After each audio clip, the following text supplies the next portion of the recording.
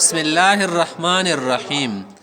कल इल्म सर्फ की तारीफ हमने पढ़ी थी। आज इल्म सर्फ का क्या पढ़ेंगे? मौजू गर्ज़ व गायत पढ़ेंगे कि इल्म सर्फ का क्या मौजू है, क्या गर्ज़ व गायत है। तो चलो आते हैं, खोल दे हमारे सामने इल्म सर्फ का जो मौजू है। हज़रत मुसन्निफ़ रहमतुल्लाह अलैह ने बयान किया है, मौज़ूउहु अल-मुफ़रदातु अल-मख़सूसतु मिनल हिस्सिय्यतिल मज़कूरा। अलमुफ़रदात यानी इल्म सर्फ का मौजू मुफ़रदात कलाम अरब है, मिन हैसु सूरत, शक्ल के एतबार से, शक्ल के एतबार से, सूरत के एतबार से अरबी ज़बान की जो मुफ़रदात है, कलिमात है, वो इस इल्म का क्या है? मौजू है। दीदी इल्म मौजू शदा दे रबी जबी वाला मुफ़रदात दे शक्ल और दे सिग़े और दे हैअत पे एतबार सरा। गरज़ुहु, इस इल्म का मतलब क्या है, गर्ज़ क्या है, मकसूद क्या है, किस लिए पढ़ रहे तुम लोग? तो जवाब में हज़रत मुसन्निफ़ से फरमा रहे, तहसील मलकतिन, हासिल करने एक मलकी का, एक क़ुव्वत का, एक ताकत का, युअरफ़ु बिहा मा ज़ुकिर मिनल अहवाल, जो अहवाल ज़िक्र किए गए ना, उसकी पहचान कर सके, उसकी पहचान हो सके। यानी इस पन से गर्ज़ ये है, दी पन मकसद दादा का ना कि इस मलका हासिल कर लिया जाए, दस ताकत व मलका हासिल अगड़ल शी, जिसकी ज़रिए मुफ़रदात के अहवाल मज़कूरा सदा पजरे से मुफ़रदात वाला तिरशवी हालात सदी, यानी उनके आवारिज़ ज़तिया मिन हैस सूरत पहचाने जा सके, शक्ल पे एतबार से पेजंदल शी। दा टका मलका न दा मलका खुबिल शायद दा मलका दा सीधा मीम ज़बर मा लम ज़बर ला कफ ज़बर का मलका ता दो ज़तिन मलकतिन कतिस मलकतिन बेगलात शुरू। गायतुहु, इस इल्म की गायत अल इह्तिराज़ु अनिल ख़तअ मिन तिलकल जिहात, उन जिहात से जिन जिहात के ऊपर ज़िक्र हुआ ना, उनमें गलती करने से बचना।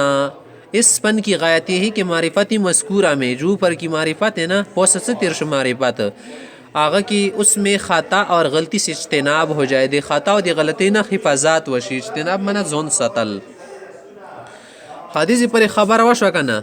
अब यहाँ से हज़रत मुसन्निफ़ अलैहि रहमह क्या फरमाना चाहते हैं? पन्नी सर्व का मुदव्विन अव्वल सईदा, मुदव्विन अव्वल अख्तिल शी दा इल्म चो जुड़ करे दा सर्फ वाला इल्म का ना, उज़ा तक़ीदा से सड़ी तेल शी मुदव्विन founder, founder of the this knowledge Saeeda, दीदी नॉलेज और दीदी इल्म वाला इस साइंस का जो क्या है मुदव्विन है, वो कौन है यहाँ पर बताएंगे आपके सामने सईदा। कौल मशहूर ये है, मशहूर कौल खुदादा कि फ़न सर्फ की मुदव्विन अव्वल अबू उस्मान बकर अलमाज़िनी रहमहुल्लाह है।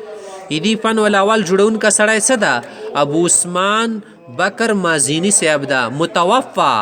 और दी वफ़ात कम टीम की शवादा 246 या 249 खा पदीजरी के वफ़ात शवादा मुतवफ़ा वफ़ात की दली तेल शिखा अलम दी सना टका लिखा ले कना सना अनुन तिती और की बनशी लेकर टकी बना लगे खा बब हे वाला लगे दा हिना मुराद हिजरी दा कना पसव पेन से वाचाए सना कॉल तेल शी कना दी कॉल बने वफोत। और उनसे पहले ये अलग पन की हैसियत से मुदव्वन नहीं था, दिया गना मख की दागा सद दागा इल्म सर्फ दो दी बीला पन पे एतबार सरा नौ जुड़ शो मुदव्वन जबर सरेल शी वो कना जे कि मुदव्विन दा ज़ेर सरेल सीधा मुदव्विन जुड़वन की तल शी मुदव्वन हुकुम शाही जुड़ कर दा मा तेल शी। इस मख की दा इल्म मुदव्वन नौ जुड़ नौ शो बल्कि गाड़ वाड़ू खा, बल्कि नहव ही में इसके मसाइल भी जिक्र कर दिए जाते थे। नहवी की बदो जिक्र का वाल शु सईदा, नहवी सरा गाड़ वाड़ू रस्ते बे नहवी ना बेला कड़ालू सईदा। अबू उस्मान अलमाज़िनी रहमतुल्लाहि अलैह उलूम अरबिया के अइम्मा में से हैं। अबू उस्मान माज़िनी से सदा दिरबई उलूम प इमामों की शुमारी की सईदा लोई आलिम दा अखपश की शागिर्द है, दे अखपश चिशदा शागिर्दा, मगर उलूम में पुख्तगी का ये आलम था, प इल्मुन की दी मजबूत वाली दा आलात हो सईदा आलम तमना दा आलात यू दूर खुदा मख की वकाना कि उस्ताद से मुनाजरा किया करते थे, उस्तो सर भी खबरी चवाली सईदा सब दा टका वाली सीधा और दा खबर वाली सीधा सईदा हत्ता तरदी कई मसाइल में उस्ताद को लाजवाब कर दिया, पुचुचु खबरों की उस्ताजी बेजवाब कड़ा सईदा दुरदा काबिलो। उनके बारे में मुबर्रिद का कौल है, ईदी अखपश मुबारक की सदा نا دی ابو عثمان په باره کې کنا مبرد دا یلی دی کنا مبرد یو بل علم دا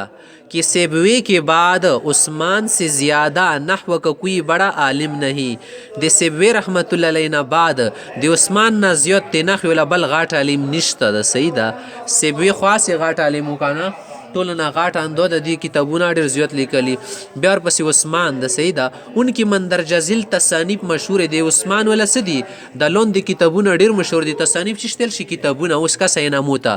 نمبر 1 کتاب القرآن دا کتاب لیکل نمبر 2 علل النحو نمبر 3 تفاسیر کتاب سیبويه نمبر 4 ما يلحن فيه العامة نمبر 5 التصریف نمبر 6 الالف واللام په دې باندې غوڼ کتاب لیکل الف لام باندې صحیح ده نمبر 7 العروض نمبر 8 القوافی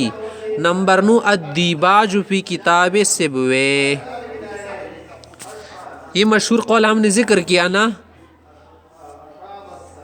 یہ تو قول مشہور تھا جو کشف الظنون اور مفتاح السعادہ میں ذکر کیا گیا ہے دا مفتاح السعادہ دی کشف الظنون یہ کتاب دا کنا اندی کی خیلی سے مشہور قول خاندہ دا کنا